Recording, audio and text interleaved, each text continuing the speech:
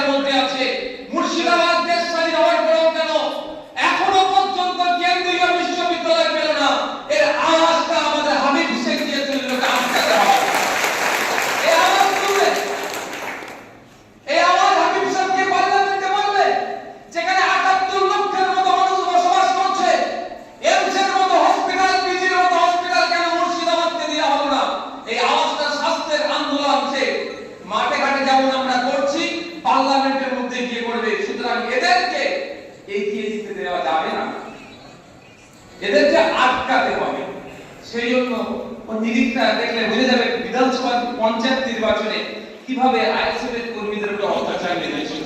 যেখানে আইএসএফ শক্তিশালী সেখানে বুলডোজার চালিয়েছে তৃণমূল কংগ্রেস।